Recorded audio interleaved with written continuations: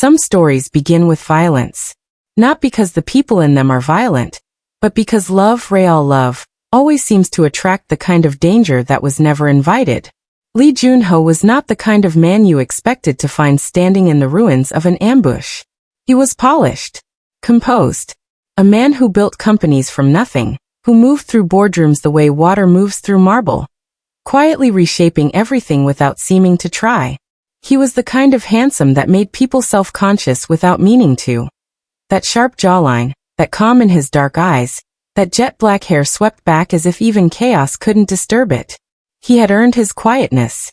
He had built a life that felt, for the first time, like it was actually his. And then he had found her. Ava Michelle Carter. She was unlike anyone he had ever known. Graceful in the way that only deeply strong people are graceful. Not because nothing touched her, but because she had learned to carry weight without showing the strain. She was extraordinarily beautiful in a way that stopped rooms. Rich warm brown skin that caught light the way honey catches sunlight.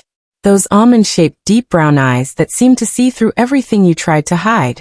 Her copper auburn curls, voluminous, glossy, cascading past her chest in perfect old Hollywood waves, made her look like she had stepped out of a different era. A more romantic era, and chosen to stay. She was 7 months pregnant with their twins the night everything broke open. And still, she was the most powerful presence in any room she entered. Junho didn't know that yet. Not fully. He stood in his office building that night doing what he always did late. Working, thinking, building. The city was wet and glowing below him. Rain streaking the glass. He didn't hear the vehicles pull up outside. He didn't notice the shadows gathering at the front entrance until the glass doors exploded inward, and armed men came through the wreckage with weapons drawn and voices that were flat and cold and professional. He ran. Of course he ran.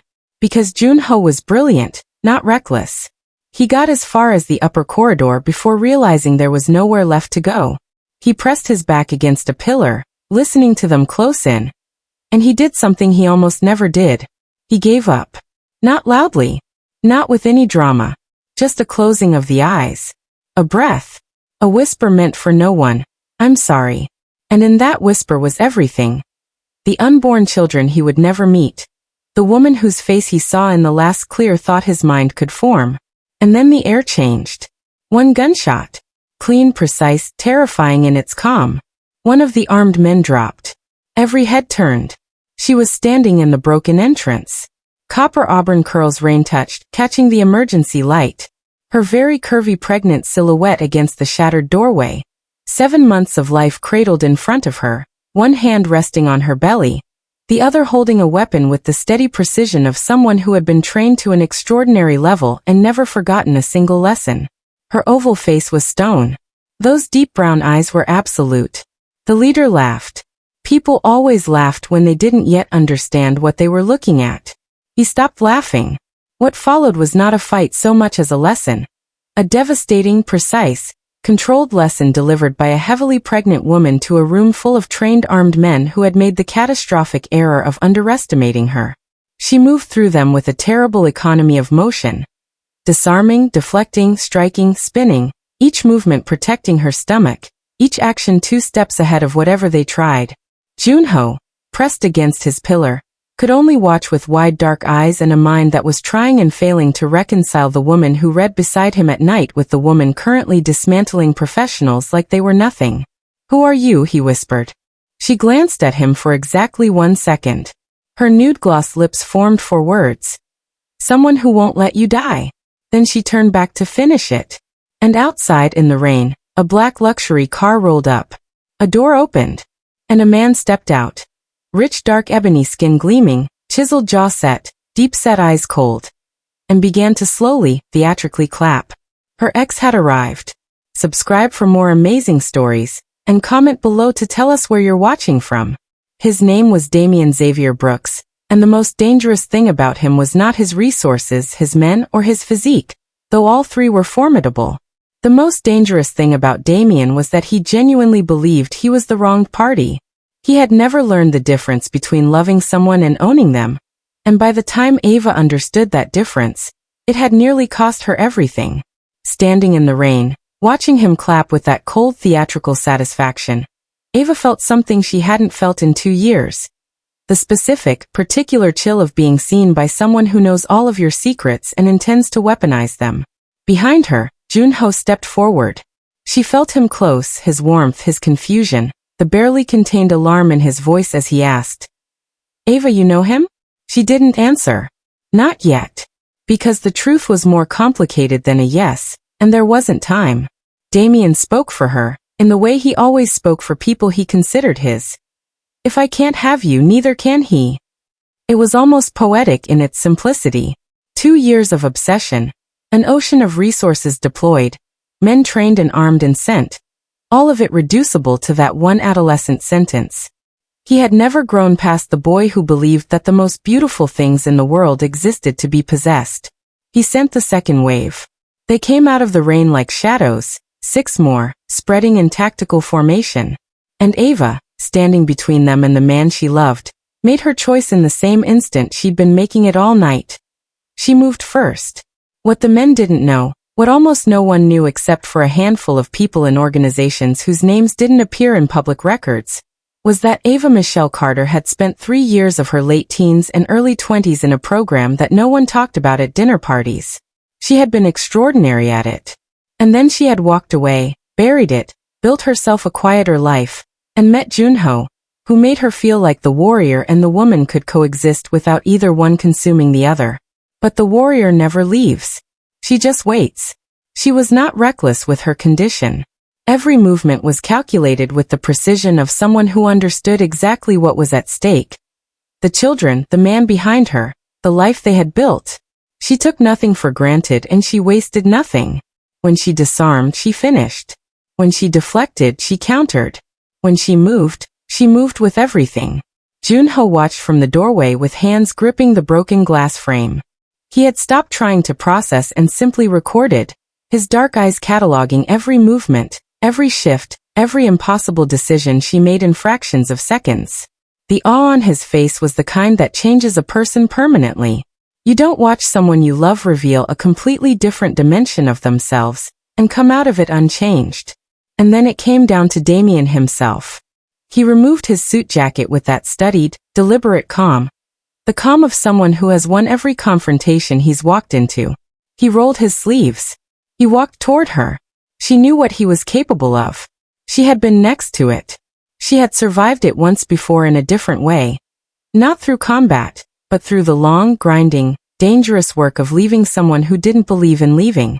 She had rebuilt herself from the pieces of who she was after him.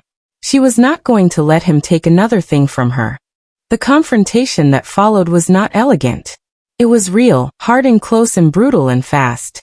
But when it ended, he was on his knees on the wet pavement, and she was standing, and between them was every choice she had ever made to become the person she was.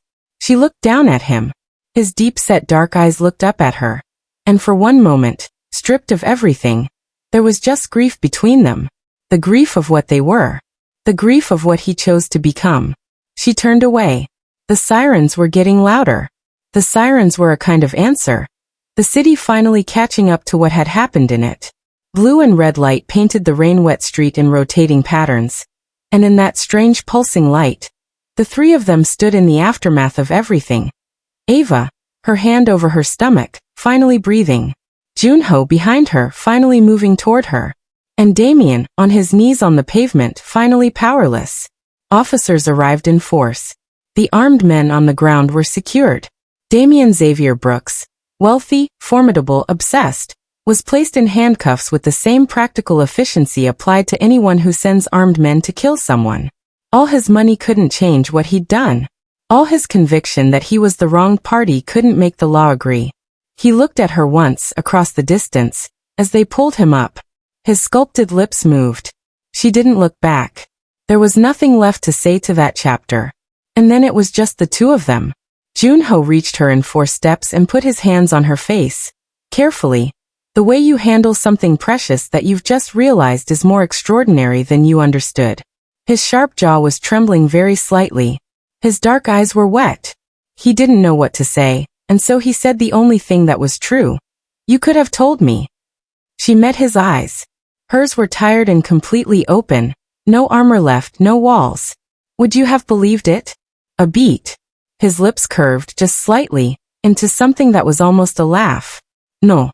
She told him then, not everything, not yet, but enough. The years before him. The program. Damien and what that had been and what it had cost her. How she had buried all of it under 2 years of something quieter and better and real.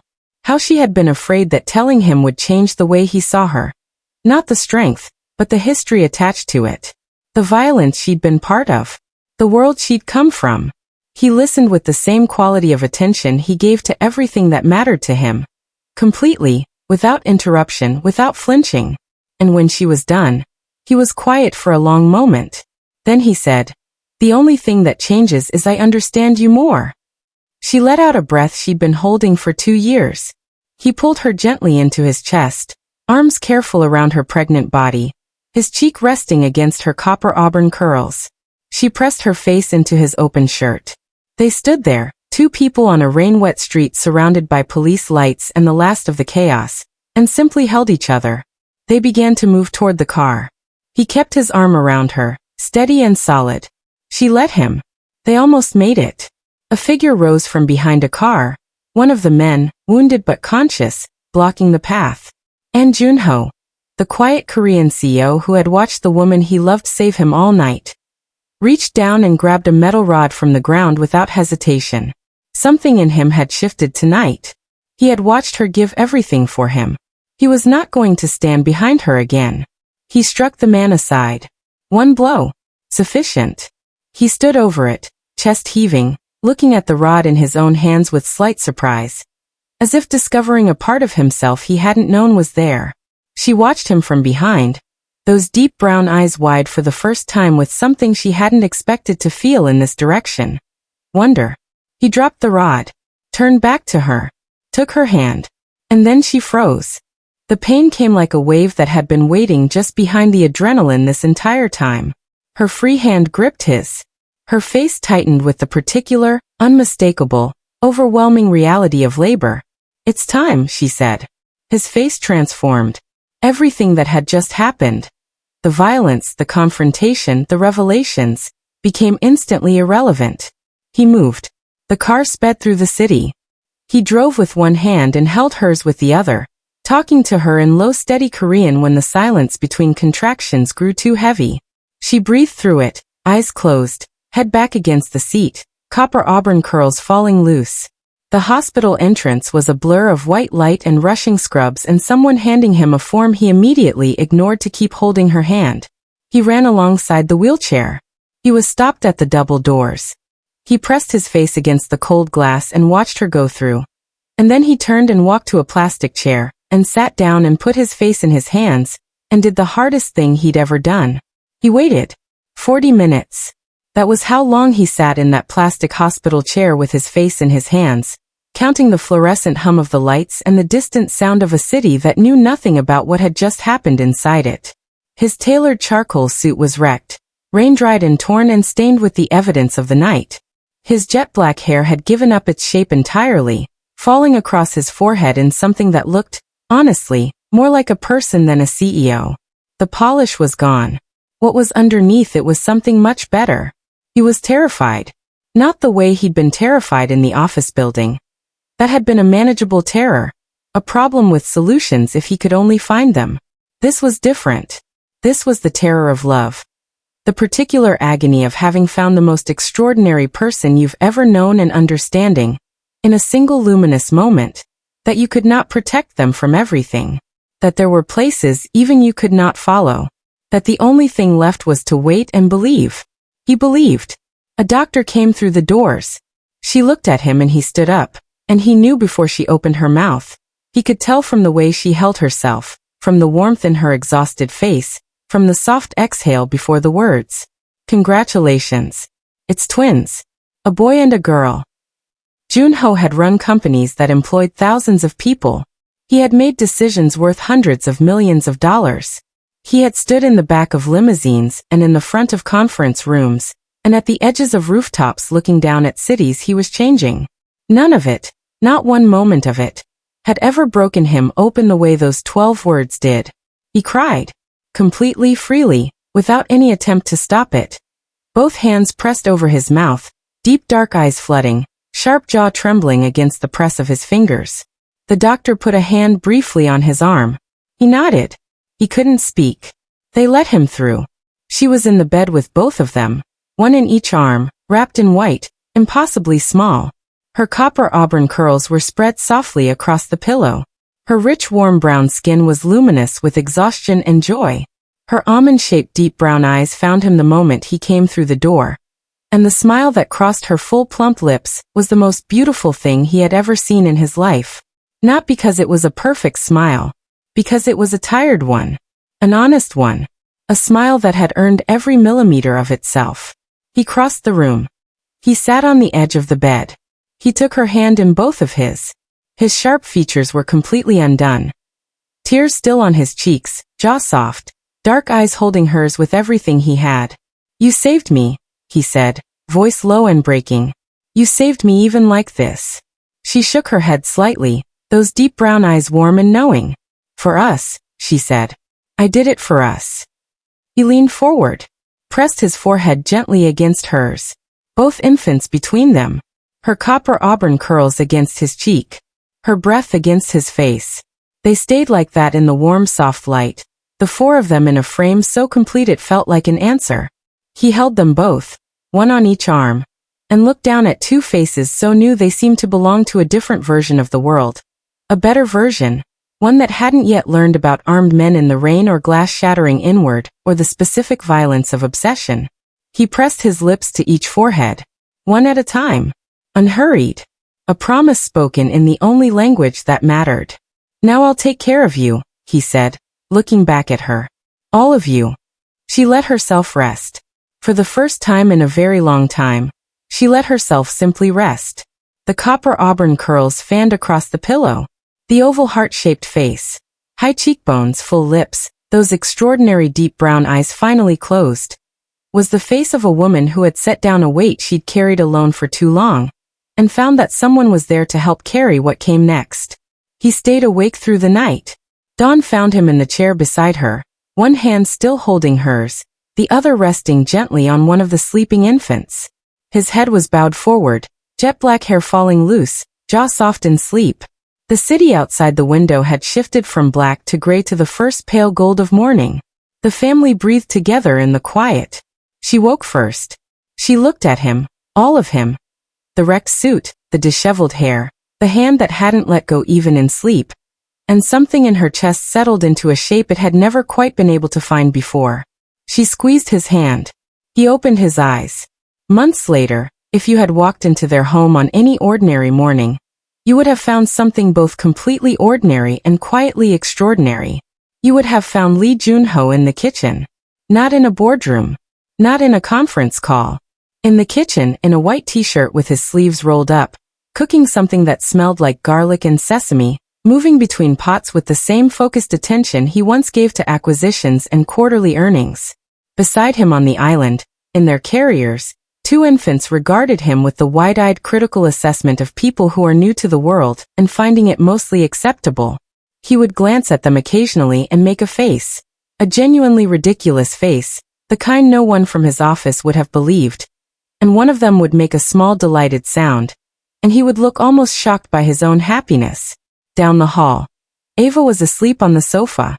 Her copper auburn curls were spread beautifully across the white pillow cushion, catching the morning light in threads of amber and gold. Her oval face, high sculpted cheekbones, full plump lips slightly parted, almond-shaped deep brown eyes at rest, was utterly, completely at peace. The soft glam makeup she wore when they went out was gone. What was left was her actual face, and it was more beautiful. A sleeping infant rose and fell on her chest with her breath. Junho appeared in the doorway. He looked at her. He stood there for a long moment with one hand on the doorframe, simply looking. And then he crossed the room very quietly, and laid a light blanket over her shoulder without waking her, and stood back up and looked at her again. His expression in that moment, stripped of everything but what was real, was the truest portrait of love the story had to offer. This is what he became for her. Not diminished, not tamed, but redirected. All that intelligence and care and intensity poured into something that required every bit of it. He learned the particular science of each infant's cry. He developed strong opinions about the correct temperature for a bottle. He read to them in Korean and in English, alternating pages with the same seriousness he once brought to earnings reports. He became, in short, exactly the man she had hoped he might be, not the CEO, but the person underneath the CEO, who turned out to be even better. And Ava? Ava rested. She did not disappear. The warrior does not disappear. But she put her down for a season, laid the weight of vigilance and protection and being the strongest person in the room onto the floor, and trusted, for the first time in a very long time, that someone else could hold the perimeter. She laughed more. She let herself be cared for without flinching. She sat in afternoon sunlight and tilted her face up to it and simply was. There were conversations, of course. Long ones, late ones, the children asleep and the house quiet and the two of them finally in the territory of full honesty. She told him everything, in pieces over weeks. He listened to all of it. He never flinched and never retreated and never made her feel that who she had been before him was a problem to be solved. He held her history with the same gentleness he held their infants. Carefully, with full knowledge that it was precious and irreplaceable. They did not speak of Damien. He was in a legal process that would take years and end in the way such things end when wealth runs up against evidence. She did not carry him. She had put him down long before the night in the rain. The night in the rain was just the last confirmation. What she carried now was lighter and more durable. On an evening months after everything, they sat together on the sofa with the children between them. Junho's arm around her shoulders, her copper auburn curls against his chest. Two tiny sleeping faces turned toward each other, as if they already knew they were allies. The city outside glowed in the way it always glows at dusk. That particular blue gold that makes the world look like it might, on balance, be all right. I used to think, she said quietly, that being strong meant never needing anyone. He was quiet for a moment. I used to think, he said, that being successful meant never being afraid. A beat. We were both wrong, she said. Spectacularly, he agreed. And the city glowed on, and the children slept, and the two of them sat in the warm weight of everything they had survived together and understood, without needing to say it, that the strongest warriors are not the ones who never fall. They are the ones who choose again and again what they are willing to stand up for. She had stood up for him. He had stood up for her. And the family they had built in the rubble of a terrible night turned out to be the most extraordinary thing either of them had ever made. The most extraordinary thing. And the most ordinary. And isn't that always the way with the things worth keeping?